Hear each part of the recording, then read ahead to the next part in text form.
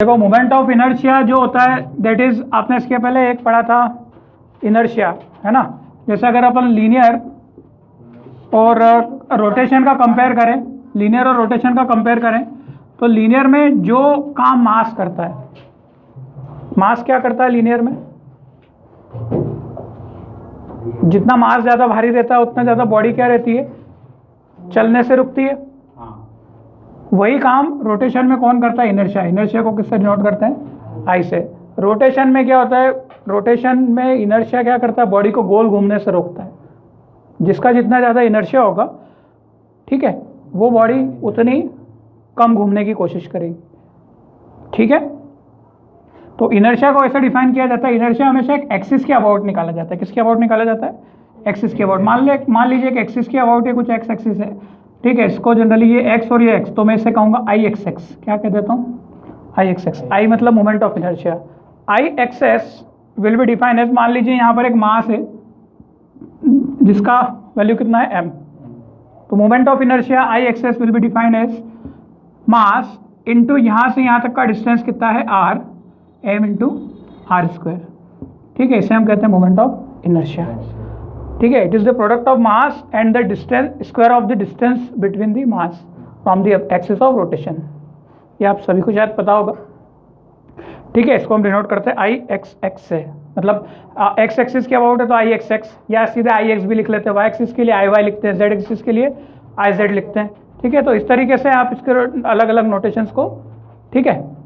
तो कोई दिक्कत आ रही, यहाँ पर, अच्छा अब ये क्लियर हो गया। इसका छोटा सा डेरिवेशन है, कैसे किया होता है। मान लो डेरिवेशन तो अब जैसे अब तुमको एग्जाम पॉइंट से इतना ज़्यादा इंपॉर्टेंट नहीं। मान लो ये कोई मास है, ठीक है, इस पर आपने कुछ फोर्स लगाया एफ, ठीक है, और इसके अंदर कुछ एक्सेलरेशन हुआ कितना, ए।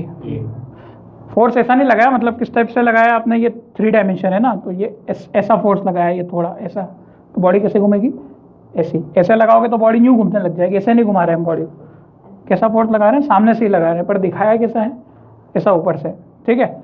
इसके कारण फोर्स का फॉर्मूला क्या बनेगा, F is equal to M है बनेगा। दोनों तरफ किसका मल्टीप्लाई करो, ये जो आर है इसका मल्टीप्लाई आर का इधर भी करो और आर का मल्टीप्लाई इधर भी करो, किया, ठीक है। अब आर क्रॉस एफ क्या बनता है, आर इंटू एफ, टॉर्क बनता है। मैंने बताया था आर क्रॉस एफ क्या बनता है, टॉर्क। तो इधर तो क्या बन गया, torque is equal to, torque is equal to, acceleration का फॉर्मूला क्या होता है, a is equal to r alpha. याद करो अल्फा क्या होता है, एंगुलर एक्सेलरेशन। एम की जगह एम रखा, एक्सेलरेशन की जगह आर, और अल्फा और आर ये रखा हुआ था खुद। आर और आर क्या हो गया, आर स्क्वायर, ठीक है। तो एम आर स्क्वायर अल्फा हो जाएगा, सारी बात समझ में। और ये कितना हो गया, टाउ। अच्छा लीनियर में जो टाउ होता है, मतलब लीनियर में रोटेशन में टाउ को लीनियर में क्या कहा जाता है, फोर्स। लीनियर में क्या होता है, चीज़ घूमती है, और सॉरी रोटेशन में चीज़ क्या होती है, घूमती है, और लीनियर में क्या होता है, चीज़ें सीधी चलती है। तो जो काम फोर्स लीनियर में करता है वही काम टॉर्क किस में करता है, रोटेशन में। तो मतलब ये एक तरीके का क्या है, ये इक्वेशन किसकी बनी हमारी, किसकी इक्वेशन बनी, रोटेशन की इक्वेशन बनी। ये इक्वेशन किसकी बनी, रोटेशन की बनी। अगर मैं इसको कंपेयर करूं लीनियर से, इसको मैं किससे कंपेयर करना चाह रहा हूं, तो टॉर्क क्या बनेगा, फोर्स। टॉर्क क्या बनेगा, force. F is equal to M A होता है ना, लीनियर से कंपेयर करने पे एफ इज इक्वल टू क्या फॉर्मूला होता है, एम ए। ए तो क्या बन गया आपका, अल्फा। ए क्या बन गया आपका, अल्फा। आ रही बात समझ में, ठीक है। यहां पर एक नई चीज बनी, इसको क्या कहते हैं हम, this is called M R square. M R square क्या बना हमारा, आई बात समझ में। ये क्या बना, एम आर स्क्वायर टोटल मिलके क्या बना, एम ए, ठीक है। तो टॉर्क का फॉर्मूला हमने पढ़ा था ना, क्या पढ़ा था, टॉर्क इज इक्वल टू क्या होता है, टॉर्क का फॉर्मूला आई इंटू अल्फा। मतलब टॉर्क का फॉर्मूला भी कितना निकल गया, आई इंटू अल्फा के बराबर निकल गया, ठीक है। तो मोमेंट ऑफ इनर्शिया किसके बराबर होता है, एम इंटू आर स्क्वायर के बराबर होता है, ठीक है। लीनियर में इनर्शिया क्या होता है? मास। और रोटेशन में इनर्शिया क्या होता है? उसको मोमेंट ऑफ इनर्शिया बोलते हैं कि मूवमेंट करना है, चीज़ों को घुमाना है, तो उसका इनर्शिया। तो उसको रोकने वाली चीज़ कौन बनती है? Moment of inertia. फॉर्मूला क्या होगा उसका? m/r²। ठीक है। अब यहाँ पे एक सिंगल पार्टिकल था, मान लो 2-3 पार्टिकल है इस एक्सिस के अबाउट घूम रहे हैं। एक पार्टिकल ये है m1, इसका डिस्टेंस है r1, एक पार्टिकल ये है m2, इसका डिस्टेंस है r2। तो मोमेंट ऑफ इनर्शिया कितना हो जाएगा इस एक्सिस के अबाउट? ये जो भी एक्सिस ऑफ रोटेशन है, ठीक है, ये X axis, I X axis equal to formula क्या हो जाएगा बताओ? इन सभी मासेस का मोमेंट ऑफ इनर्शिया का एडिशन। पहला मास कितनी दूरी पर है? r1 दूरी पर, तो इसका फॉर्मूला क्या हो जाएगा? m1r1² प्लस दूसरा कितनी दूरी पर है? m2r2²। ऐसे करते करते अगर हजारों मास होंगे तो हजारों मासेस को जोड़ देना है। ठीक है। जनरली 3-4 से ज़्यादा आपको मिलते नहीं है। तो ये कहानी थी पूरी मोमेंट ऑफ इनर्शिया के बारे में। ठीक है। मोमेंट ऑफ इनर्शिया जो होता है जनरली आपने बहुत सारे शेप्स का मोमेंट ऑफ इनर्शिया पढ़ा होगा, आपको ये तो पता होगा, एग्जाम देके आ गए, हम लोग पीछे चल रहे हैं थोड़ा सा। ठीक है। तो मोमेंट ऑफ इनर्शिया बहुत सारे शेप्स का मैं आपको बताऊंगा आपको, उसके पहले कुछ एक आध दो न्यूमेरिकल कर लेते हैं। ठीक है। तो मोमेंट ऑफ इनर्शिया दो चीज़ों में पढ़ा जाता है, moment of inertia of a discrete body end moment of inertia of a rigid body. Discrete body का मतलब मास क्या होंगे उसमें? बिखरे होंगे। मास क्या होंगे? बिखरे होंगे। ठीक है। तो moment of inertia of a discrete body, moment of inertia of discrete body. Discrete body के मोमेंट ऑफ इनर्शिया कैसे होंगे? जैसे ये क्वेश्चन है, ये क्वेश्चंस है ना, मतलब इसमें कोई थ्योरी नहीं है, ये दिए हुए हैं 4 मास m m m के। ठीक है। ये इसका एक्सिस ऑफ रोटेशन है x, यहाँ से यहाँ तक का दूरी आपका पूरा a है, ये स्क्वायर है। आपसे पूछा गया है कि बताओ इसका मोमेंट ऑफ इनर्शिया इस एक्सिस के अबाउट क्या होगा? आई एक्स एक्स कितना होगा?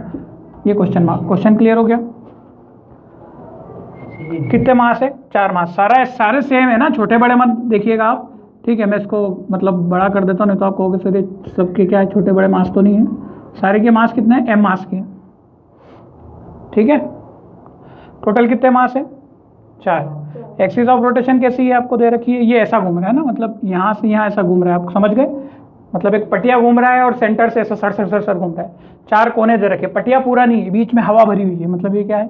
4 मास घूम रहे हैं बस, या 4 कीड़े हैं समझ लो, जो कि बिल्कुल धागे की तोड़ से दुख बंधे हुए हैं, जिसका बिल्कुल भी मास नहीं है। यहाँ पे जो रॉड है इनका कोई मास नहीं है। इसको पटिया भी नहीं समझना। पटिया क्या रहता है? सॉलिड रहता है। ये पूरा सॉलिड नहीं है। 4 मास है बस, केवल 4 है, मतलब 4 मास का सिस्टम है। अगर ये घूमेगा तो इसका मोमेंट ऑफ इनर्शिया इसके अबाउट कितना आएगा? ये स्क्वायर है, मतलब ये भी कितना डिस्टेंस है? a। ये भी कितना डिस्टेंस है? ये भी कितना डिस्टेंस है? a। तो इस एक्सिस के अबाउट इस मास का डिस्टेंस कितना हो जाएगा? a/2 सेंटर से। ये भी कितना होगा? a/2। आ रही बात समझ में? r स्क्वायर है, इसलिए आप माइनस को लोगे तो भी स्क्वायर क्या हो जाएगा? प्लस ही हो जाना है। ठीक है। तो इसमें सीधे सीधे आपको माइनस प्लस लेना ही नहीं, सीधे प्लस ही लेना है। तो मोमेंट ऑफ इनर्शिया पहला बॉडी अगर मैं दूँ उसको, इसका दूसरा कहूँ, इस बॉडी को तीसरा कहूँ, इस बॉडी को चौथा कहूँ, तो I axis will be the sum of I1 plus I2 plus I3 plus I4। इन सबका क्या रहेगा? समेशन रहेगा। ठीक है। I1 will be is equal to इस मास के कारण मोमेंट ऑफ इनर्शिया। तो इस एक्सिस का इस मास से दूरी कितना है? इस मास का इस एक्सिस से दूरी कितना है? a/2। तो m इंटू a/2 का क्या रखेंगे? स्क्वायर। I2 मास का दूरी कितना है इस एक्सिस से? ये भी a/2 है, तो m इंटू a/2 का स्क्वायर। इस तरीके से थर्ड और फोर्थ का भी देखिए आप, a/2 है क्या? नहीं आया समझ में? ठीक है। फॉर्मूला है ना भाई, I इज इक्वल टू क्या है? m/r²। ठीक है। I इज इक्वल टू, ठीक है, हाँ, ये प्लस। इन सबको सॉल्व करेंगे, 1 2 3 4, चारों सेम क्वांटिटी है।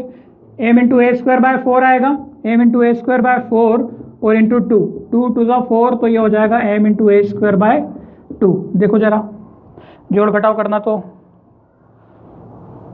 कुछ गड़बड़ करिए। 1 2 3 4, 2 का स्क्वायर 4, हाँ 4 हो गया ना। 1 2 3 4, 4 को जोड़ोगे 4, 4 से 4 कट जाएगा, m² आएगा। एलसीएम लेना नहीं आता है तो फिर सीखो, तो फिर अभी तक बता देना चाहिए था, देखना भी नहीं उसको। मेरी गलती होती तो सुधारो। फटाफट सॉल्व करो, अगला क्वेश्चन में लिख रहा हूँ।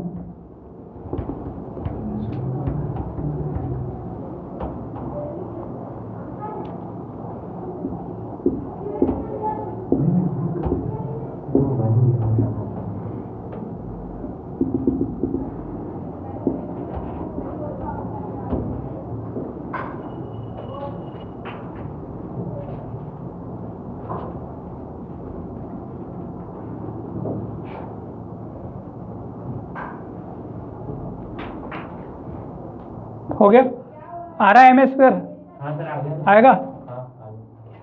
एक ए का ए स्क्वायर और 2 का 4, M into A square by 4, ये भी सेम, ये भी सेम, ये भी सेम, 1 2 3 4, 4 लगा देंगे, 4 से 4 कैंसिल, एम स्क्वायर। ठीक है, अब इसको सॉल्व करके देखना, आना चाहिए करते, मैं कोशिश करना तुम। चलो अब यहाँ पे कितने मास है? 4, 1 2 सॉरी 3 मास है। ये इक्विलेटरल ट्रायंगल दिया है, इक्विलेटरल ट्रायंगल है मतलब सबका एंगल कितना है? 60 60 और ये कितना है? 60। ठीक है, अब आपको क्या दूरी निकालनी है? दूरी निकालनी है कि नहीं? पहला मास I बराबर क्या होगा? I1 plus I2 plus I3। पहला मास का कितना होगा? पहले मास की रेडियस कितना है? एक्सिस पे झुका हुआ है खुद। पहला मास एक्सिस से कितना दूर है? 0। एक्सिस पे तो है, तो एक्सिस पे क्या होती है? डिस्टेंस 0 होती है। तो 8 0 हो गया, तो सीधा I कितना हो गया? 0। दूसरा मास कितनी दूर है?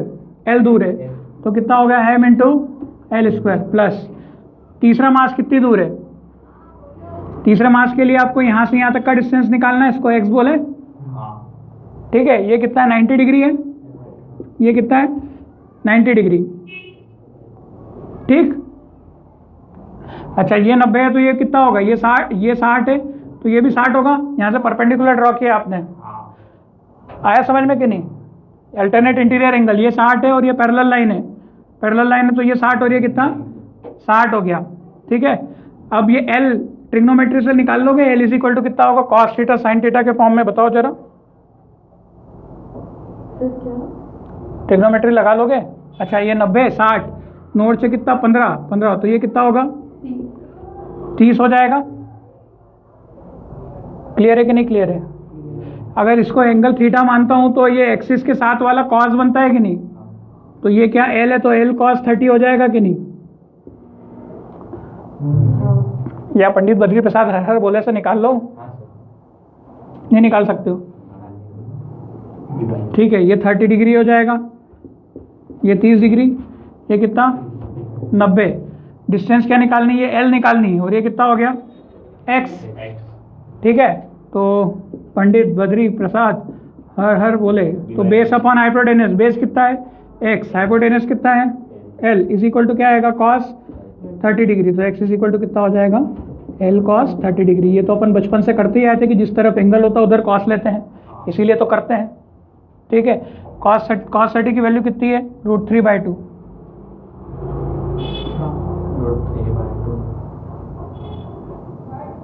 पर L नहीं निकालना ना अपने को, सॉरी x निकालना। तो x कितना आ रहा है?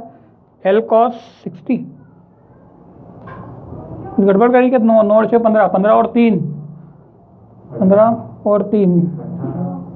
अरे यार 30 के सामने वाला परपेंडिकुलर होता है ना भाई। हाँ ना, हाँ मिला दे। ये L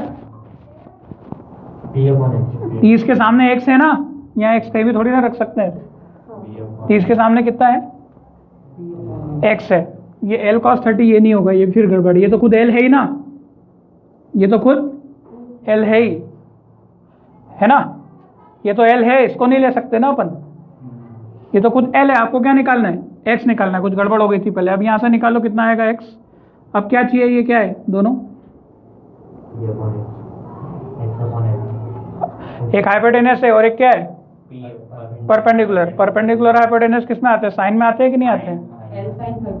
हाँ, तो L sin 30 हो जाएगा। कितना हो जाएगा? x अपॉन में L cos 30 की जगह क्या कर लो? समझ में आ गई गलती, मिस्टेक समझ में आ गई? तो ये L sin 30 हो जाएगा। चलो क्वेश्चन समझ में आ रहे हैं कैसे करना है? ये छोटे छोटे क्लियर है? ऐसे 3-4 मार्क्स देंगे, उनका डिस्टेंस निकालते आना चाहिए। ट्रिग्नोमेट्री का यूज़ भरपूर करते आना चाहिए आपको। बहुत सारे क्वेश्चन ट्रिग्नोमेट्री के ऊपर आएंगे, एंगल वेंगल सब ये पता होना चाहिए कैसे क्या निकलते हैं। L sin 30 मतलब कितना हो गया? L की जगह L sin 30 कितना होता है? 1/2। तो यहाँ पे कितना रखेंगे? L m इंटू L/2 का क्या रखेंगे? स्क्वायर। तो ये ml square plus m into L square by 4, तो कितना हो जाएगा? 4 और 1 5 ml स्क्वायर बाय 4। ठीक है, 5 ml square by 4। Is it clear?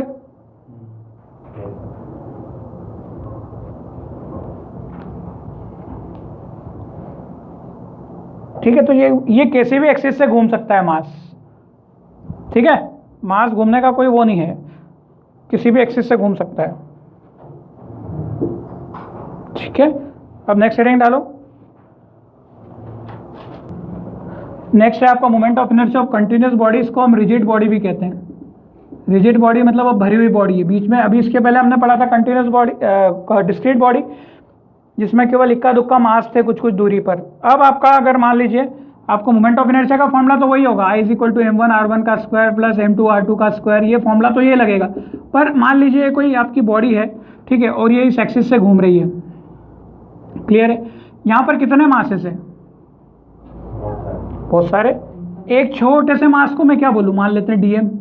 ये छोटा सा, इसकी दूरी कितनी है r1, ये छोटा सा मास है, इसको भी बोलूँगा dm, इसको क्या कहूँगा r2। अब तो dm समझ गए होंगे, छोटी सी चीज़ के लिए हम क्या यूज़ करते हैं, dm, ठीक है।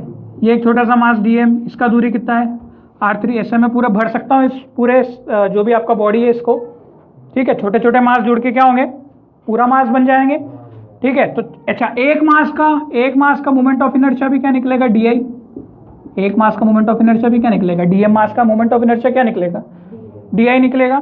तो di = क्या होगा, उस छोटा सा मास dm और उस छोटे से की क्या है, दूरी। मान लेते हैं वो दूरी कितनी है, r। नहीं समझे, दूरी तो r है, दूरी dr क्यों करोगे, दूरी तो r ही है ना। मास छोटा सा dm, मोमेंट ऑफ इनर्शिया छोटा सा di है। तो आपको di से किस में कन्वर्ट करना है, i से। तो कैसे होगा बताओ, इसके पहले भी बहुत बार चर्चा हो चुकी है। इंटीग्रेशन, किसी भी चीज़ को, अब हमें क्या है, छोटे से मास का निकला है, मतलब ये एक छोटा सा निकला है इसका, ये पूरे di सब जुड़ जाएंगे। मतलब अल्टीमेटली हो क्या रहा है, पहला वाला dm और r1 स्क्वायर, फिर दूसरा वाला dm और r2 स्क्वायर, फिर तीसरा वाला dm और r3 स्क्वायर। आ रही ना बात समझ में। ऐसे करते करते कितने dm है, बहुत सारे हैं। अल्टीमेटली अपन ने उसको dm को r स्क्वायर बोल दिया है, ठीक है। आप क्या कर सकते हो, इन दोनों तरफ क्या कर दो, इंटीग्रेट कर दो। इसको कहाँ से कहाँ तक कर दो, 0 से लेकर i तक इंटीग्रेट कर दो। हालांकि केवल इंटीग्रेशन का ही साइन लगाओ, 0 से लेकर i से लिखने की जरूरत नहीं है। तो ये क्या बन जाएगा, i = कितना, integration of dm × r square. आया समझ में कि नहीं। अब आपको क्या करना पड़ेगा, इसका इंटीग्रेशन करना पड़ेगा। मतलब रिजिड बॉडी के लिए ये कॉन्सेप्ट से क्या निकाला जाता है, मोमेंट ऑफ इनर्शिया निकाला जाता है। आपको एनसीईआरटी में एक भी प्रूफ नहीं दिया है, एनसीईआरटी ने मोमेंट ऑफ इनर्शिया का एक भी प्रूफ नहीं दिया है। क्या बात समझ में आ रही, मैंने क्या बोल दिया। जैसे मोमेंट ऑफ इनर्शिया का उसने बस एक क्या दे दिया, एक टेबल दे दिया है, ठीक है। और बोला है कि उस टेबल में रॉड का इतना होता है, ठीक है, रिंग का इतना होता है, डिस्क का इतना होता है, स्फीयर का इतना होता है, वो टेबल है। तो वो टेबल भी मैं आपको बता रहा हूँ, ठीक है। एक मैं रॉड का बताने का इच्छुक हूँ, रॉड का मोमेंट ऑफ इनर्शिया कैसे निकालते हैं, ठीक है। थोड़ा सा वो देख लो ताकि आपको आइडिया समझ में आ जाए। बाकी क्योंकि आपका एग्जाम तो अभी ऑब्जेक्टिव है तो कोई पूछा जाने वाला है नहीं, ठीक है। प्रूफ, तुमको प्रूफ जरूरी है, थोड़ा सा आ जाए तुमको तो देख लेना, ठीक है। अब मान लेते हैं एक रॉड है, ये क्या है, एक रॉड है, और ये कैसी घूम रही है, ऐसी। अच्छा, इसमें पता है किसका ज़्यादा इम्पोर्टेंस है, ये चीज़ किसके अबाउट घूम रही है, एक्सिस कौन सी है, वो डिपेंड करता है। भैया ये एक्सिस अभी कहाँ पे ली मैंने, सेंटर में ली। क्या हो, ऐसा नहीं हो सकता है कि मैं इसको इसके अबाउट भी घुमाऊं, कुछ भी हो सकता है। तो एक्सिस बहुत सारी हो सकती है, कुछ स्टैंडर्ड एक्सिस याद रखेंगे आपकी होती है, बाकी दूसरी एक्सिस के लिए पैरेलल एक्सिस और परपेंडिकुलर एक्सिस थ्योरम है, ठीक है, जो कि अभी मैं आपको इसी के बाद ही बताऊंगा कि किसी भी चीज़ का मोमेंट ऑफ इनर्शिया आप उससे कहीं का भी कैसे निकाल सकते हैं। तो कुछ बेसिक मोमेंट ऑफ इनर्शिया आपको पता होना चाहिए, उसके बाद ही आपके दूसरे जो अबाउट दूसरे एक्सिस से पूछें वो निकल जाएंगे। तो अभी जैसे ये आपका पूरा क्या एक रॉड है, एक छोटा सा मास लिया मैंने, इसको क्या बोला मैंने, dm, ठीक है। इसका यहाँ से यहाँ तक का डिस्टेंस कितना ले लिया, लेटस से x ले लो, कितना ले लिया, यहाँ से यहाँ तक का कितना x ले लो, क्योंकि x के फॉर्म में तुम्हें ज़्यादा जानकारी है। तो इसका छोटे से मास का di कितना हो जाएगा, इंटीग्रेशन ऑफ x² dm, एक का। नहीं आया समझ में। अब इसको इंटीग्रेट कर सकते हैं क्या, अच्छा इंटीग्रेट कहाँ से कहाँ तक करना है, इसकी लिमिट भी नहीं पता, इसकी लिमिट भी नहीं पता है आपको, ठीक है। अच्छा, जब भी ऐसा हिस्सा आता है, ये पूरी लेंथ कितनी दे रखी है आपको, L, तो याद रखें ये कितना सेक्शन बनेगा, L/2, और ये कितना सेक्शन बनेगा, ये भी L/2। जब भी आपको ऐसा इंटीग्रेशन करना है, जब रॉड बीच में है, तब एक हिस्सा L/2 और दूसरा हिस्सा क्या होगा L/2। तो एक्चुअली में ये क्या होता है, डिस्प्लेसमेंट होता है। ये R क्या होता है हमारा, डिस्प्लेसमेंट। तो इधर वाली चीज़ क्या हो जाती है, -L/2। तो हमें इंटीग्रेशन तो कहाँ से कहाँ तक करना है। अच्छा सुनो, इंटीग्रेशन किसके रिस्पेक्ट में करना है ये मैटर करता है। किसके रिस्पेक्ट में करना है, dm। पर यहाँ पर है क्या, x। क्या आप इसको x³/3 कर दोगे क्या, नहीं। अब ऐसी आदत नहीं डालना है, ठीक है। अगर dm है तो वहाँ भी क्या होना चाहिए, m होना चाहिए, नहीं तो x² बाहर आ जाएगा। x² का कोई इंपॉर्टेंस नहीं है। x² किसके साथ में इंटीग्रेट होता है, dx के साथ। भाई x है तो dx होना चाहिए, dm है तो क्या होना चाहिए, m का कोई टर्म होना चाहिए, बट m तो यहाँ पर मिसिंग है। तो हमें क्या करना होगा, कन्वर्ट करना होगा। क्या करना होगा, कन्वर्ट करना होगा। तो कन्वर्ट करने के लिए आपको एक, इसके पहले भी मैंने बताया था, लैम्डा होता है मास अपॉन लेंथ, होता है ना। मास को लेंथ में कन्वर्ट करने के लिए अपन लैम्डा यूज़ करते हैं। मैंने ज़्यादा तो नहीं बात की थी, केवल लैम्डा की बात की थी और सिग्मा बताया था। मास पर यूनिट एरिया और एक वॉल्यूम होता है रो। तीन चीज़ें होती है जब हम इसके क्वेश्चन करते हैं ना। तो एक होता है सिग्मा मास पर यूनिट एरिया और दूसरा होता है रो। कुछ ऐसा बनता है मास पर यूनिट वॉल्यूम। आपको बात समझ में आ रही है। जब भी मास को लेंथ में कन्वर्ट करना पड़ता है ना, तो आपको इसकी हेल्प लेनी पड़ती है, नहीं तो फिर वो डीएम का आर में कन्वर्जन नामुमकिन है, नहीं कर पाओगे आप। तो कहीं ना कहीं बीच में एक ऐसा टर्म लगाया जाता है, इसको बोलते हैं लैम्डा, लीनियर मास डेंसिटी। इसको क्या बोलते हैं, सरफेस मास डेंसिटी। और इसको क्या बोलते हैं, वॉल्यूम मास डेंसिटी। अब फॉर्मूला से ही पता चल रहा है कि इतने पूरे मास पर यूनिट लेंथ में कितना है। ये फॉर्मूला क्या बता रहा है, मास पर यूनिट लेंथ। ये फॉर्मूला क्या बता रहा है, मास पर यूनिट एरिया। और ये फॉर्मूला क्या बता रहा है, मास पर यूनिट वॉल्यूम। ठीक है, कि इतना वॉल्यूम है तो पर यूनिट का मास, पर यूनिट का वो कितना है, पर यूनिट मास का वॉल्यूम। ठीक है, पर वॉल्यूम का। पूरी रॉड का मास अगर m है, पूरी रॉड का मास कितना है, m है, तो इतनी सी लेंथ का मास कितना है, मतलब इतने से पार्ट का मास कितना है। मान लो ये कुछ x पार्ट है, ये x पार्ट है, इसका मास कितना है, कैसे निकालूंगा। पूरी लेंथ कितनी है l, छोटे से x पार्ट का मास कितना है, m/l इंटू x। भैया एक का पता है ना, यूनिट लेंथ का कितना है 1 m/l, तो x लेंथ का कितना होगा, x इंटू m/l। आया समझ में। ये तो बहुत आसान सी बात है। नहीं आया शिवम, नहीं आया। लेमडा इज इक्वल टू क्या होता है, मास पर यूनिट लेंथ। इसको क्या बोलते हैं कि एक यूनिट लेंथ का मास कितना है। जैसे मान लो 10 किलोग्राम रॉड, 10 किलोग्राम जो है एक वजन है, वो कितने का है, 10 मीटर की रॉड का। ठीक है, तो आपने क्या निकाल लिया कि 1 मीटर का वजन कितना है, किसका निकाल लिया, 1 मीटर का। तो 1 मीटर का वजन कितना है, 10 अपॉन में 10। आ रही बात समझ में कि नहीं। तो कितना आ रहा है, 1 किलोग्राम। निकाला कैसे वो बताया मैंने, वैल्यू अलग अलग पुट करोगे तो आ जाएगा। अब मैं बोलूँ कि बताओ 1.2 मीटर का कितना है, तो आप क्या बोलोगे, 1 मीटर का पता है, 1.2 का क्या करना है, मल्टीप्लाई करना है। 0.2 मीटर का क्या कर, कैसे निकालोगे, तो 1 का पता है, 0.2 से मल्टीप्लाई कर लो। आता था ना, एक चॉकलेट कितने की, तो 20 चॉकलेट कितने की आएगी। कुछ इस टाइप से ये चीज़ बनी हुई है। ठीक है, इसको इस टाइप से जो मैंने समझाया वो ऐसा ही है। तो डी आई मास का लैम्डा कितना होगा, डी आई मास का लैम्डा कितना होगा, डी आई मास का लैम्डा कितना होगा, m/l इंटू लैम्डा। अपन ने यहाँ कर लिया ना बेटा, ये क्या है, ये मास क्या है m और लेंथ कितनी है l। मास को पहले डिवाइड करोगे ना लेंथ से। भैया 20 रुपए की कितनी चॉकलेट, 20 रुपए की कितनी चॉकलेट, तो 1 रुपए में कितनी चॉकलेट,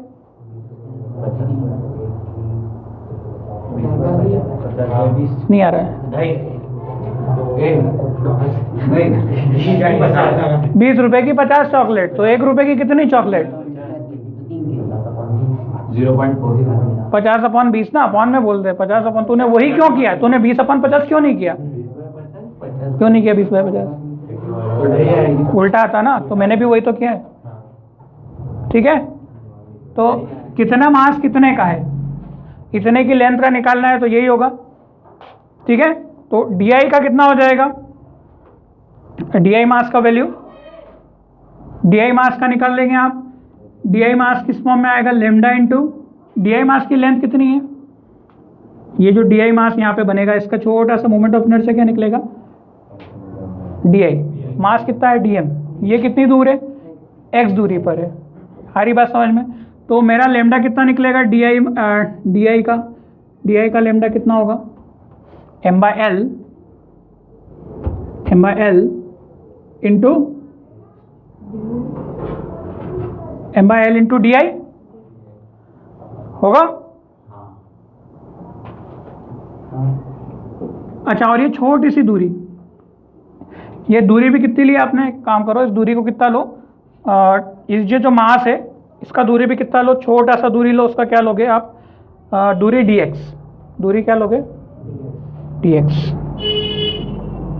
ठीक है। तो x दूरी पर ये छोटा सा दूरी है, मतलब यहाँ पर ये जो छोटा सा मास है इसका मास का, इसका कितना का वैल्यू है dx, इसको मैं रफ में बनाता हूँ, इसका मास कितना है dm, और इस मास की लेंथ कितनी है dx।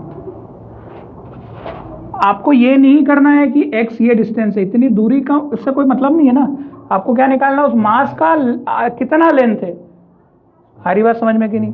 तो इसको x से डिवाइड नहीं करना है, dx उस मास का छोटा सा वो कितना है साइज dx, और मास का वैल्यू कितना है dm। तो dm ये मास है, कितने का है dx का, ठीक है। तो इसका लेमडा कितना बनेगा बताओ,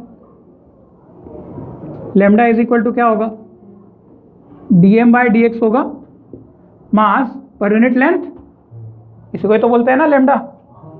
तो मास कितना है dm और लेंथ कितनी है उस छोटे से मास की dx, तो lambda is equal to dm by dx आ जाएगा। अब यहाँ से dm की वैल्यू मुझे पता चल गई, dm इज इक्वल टू कितना हो जाएगा, लेमडा dx। कोई दिक्कत, बिल्कुल भी समझ में नहीं आया। अब मैं dm की जगह क्या पुट कर सकता हूँ, लेमडा dx।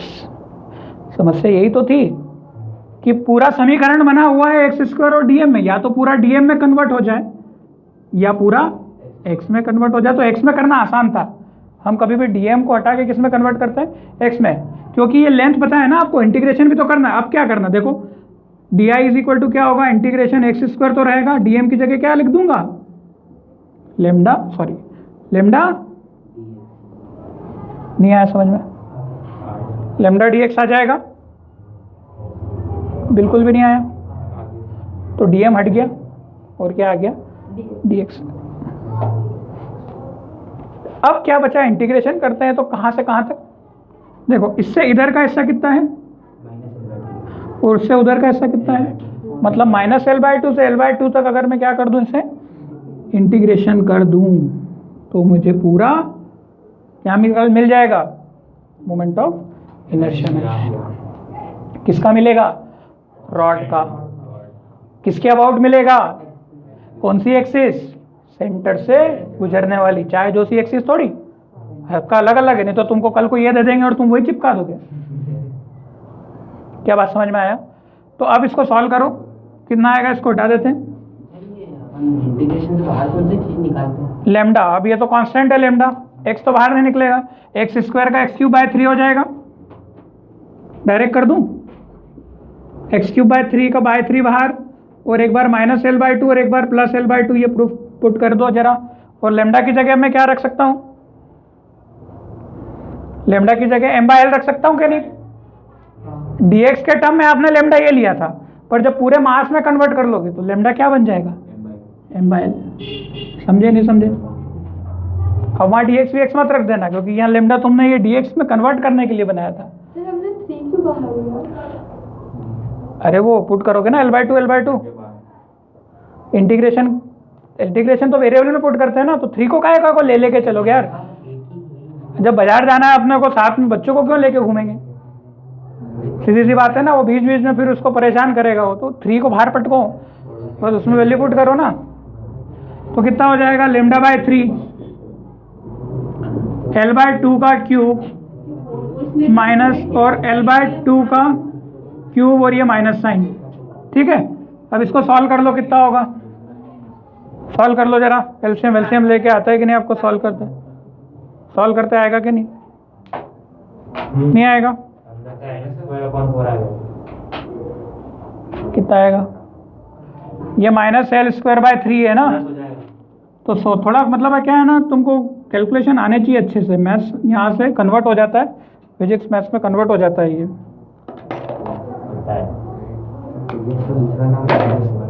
हाँ, तो इतना से समझने के बाद आप उसको कर लोगे।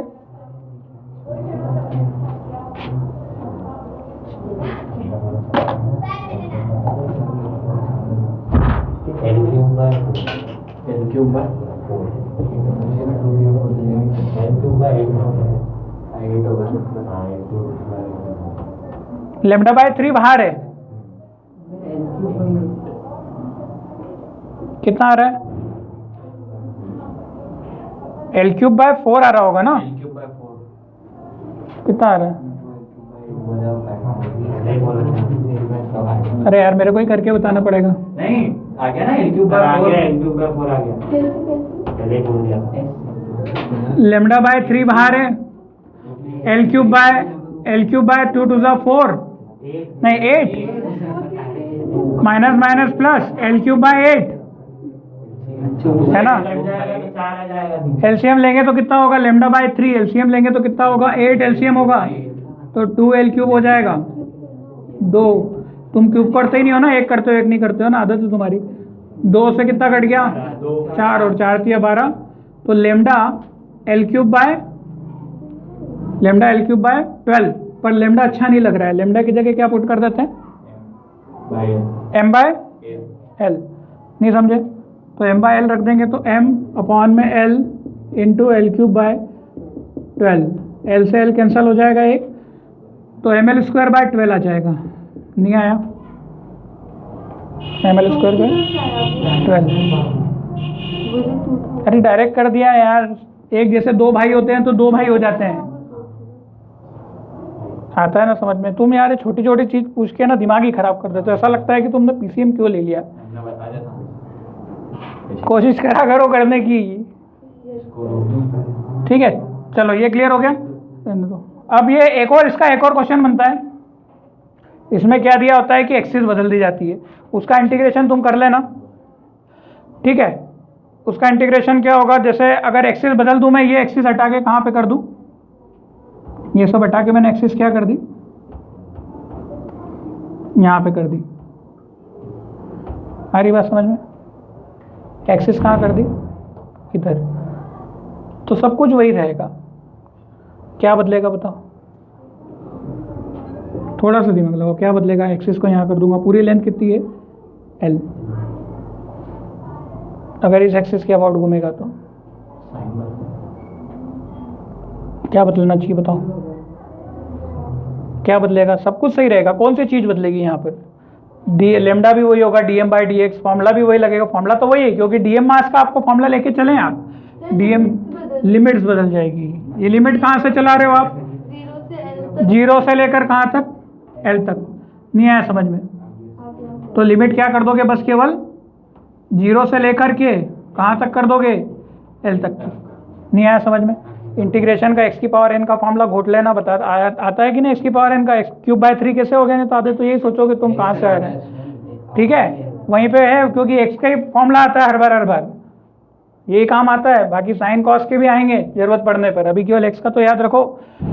ठीक है, बहुत बड़ा होता है इंटीग्रेशन, क्योंकि 11th x वाले फॉर्मूले से गुजर जाएगी। बाकी 12th में तो तुमको अलग से चैप्टर ही, तब वो आसान होता है। क्या ये समझ में आ गया?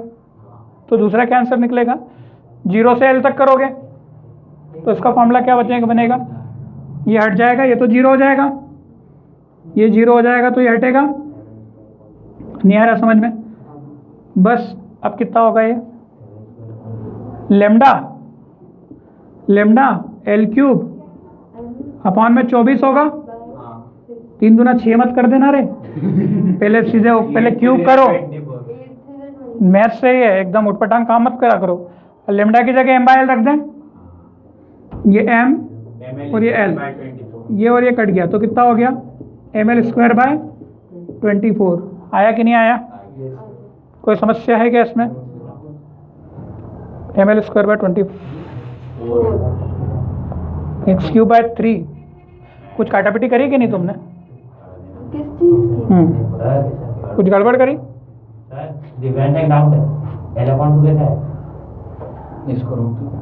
एक मिनट रुको यही तो गड़बड़ करी, एल ही तो आएगा। अरे 0 से एल तक करना है ना, वो L/2 नहीं हटाया ना, एल तक हटेगा ना। अरे वो L/2 क्यों रख रहे हैं अपन, एल तक कर रहे हैं। तो दिव्यांश का डाउट क्या है, वो जनरली है, वो गलत किया मैंने। 0 से उसको मैंने बाकी को हटाया, इसको नहीं हटाया, उसको L/2 से ही कर रहा है अपन। चलो समझ गए, मतलब इसमें लिमिट पुट करोगे तो x की जगह एल है ना, L/2 थोड़ी रखोगे। तो ये फॉर्मूला क्या हो गया, मैं वही चेक कर रहा हूँ मेरे पास, क्योंकि मुझे डायरेक्ट याद नहीं है, मैं चेक कर करके कर रहा हूँ। कुछ गड़बड़ कर दे तो सुधार भी लेंगे। ml/3 फॉर्मूला क्या आ गया, λ/2। अच्छा लैम्डा की जगह पुट कर दूं मैं, ml/3 हो जाएगा। ठीक है, यहाँ पर ये 3 है तो ये ml/3 नहीं आया समझ में। इस रॉड के अबाउट अपन ने 2 आंसर निकाले, चलो यहाँ पे बता देता हूँ। इस रॉड के अबाउट कितना निकला था, ml/12 कितना निकला था इसके पहले?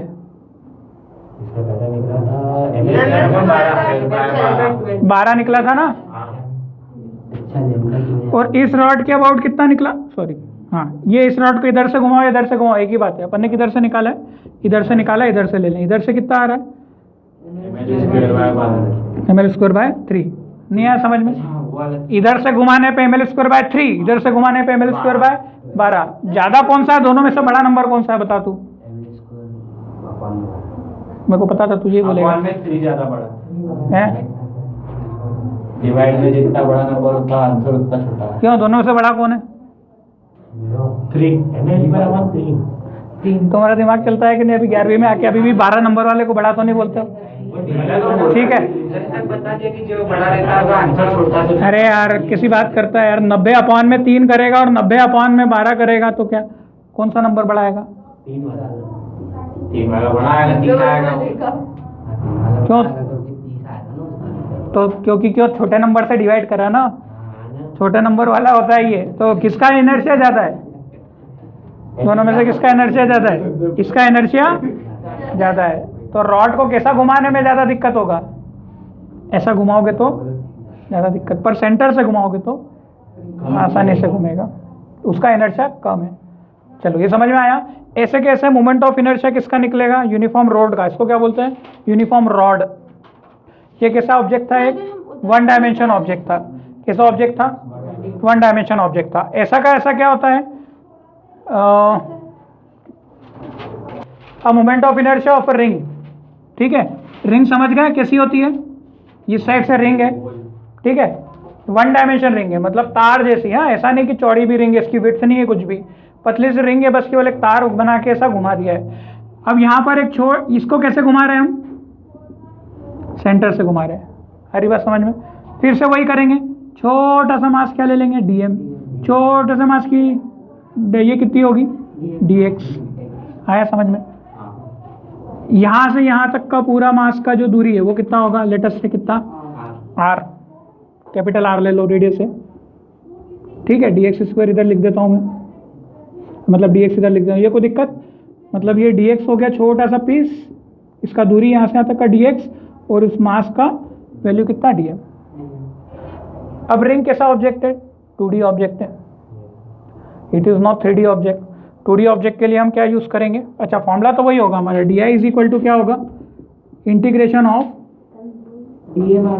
dm और जो भी डिस्टेंस का स्क्वायर, ये फॉर्मूला है डिस्टेंस का स्क्वायर, ये कोई दिक्कत। ठीक है, ये तो बहुत आसानी से आ जाएगा। अच्छा यहाँ पर देखो, ये छोटा सा मास है dm, इसका दूरी कितना है, इसका जो मोमेंट ऑफ इनर्शिया बनेगा वो कितना बनेगा, di बनेगा कि नहीं बनेगा, बनेगा। और r की जगह क्या रखूंगा मैं, कैपिटल R, क्योंकि रेडियस मैंने कैपिटल R ले लिया है। समझ में आ रहा है कि नहीं आ रहा है। अभी अगर मैं इंटीग्रेशन नहीं करता हूँ, अभी इंटीग्रेशन नहीं करता हूँ, अभी मैं डायरेक्ट निकाल रहा हूँ, तो ये छोटा सा मास dm, तो इसका मोमेंट ऑफ इनर्शिया कितना होगा, dm × r² होगा कि नहीं होगा, प्लस यहाँ पर एक छोटा सा और डीएम ले लिया मैंने, इसका मोमेंट ऑफ इनर्शिया कितना बनेगा? नहीं, क्यों R2 क्यों होगा? क्या रेडियस बदल जाएगी? सर्कल पे रेडियस क्या है? R ही रहेगी। यहाँ से यहाँ तक की दूरी कितनी? dm, और सर्कल के सेंटर से रेडियस कितनी? r, तो इसका भी कितना होगा?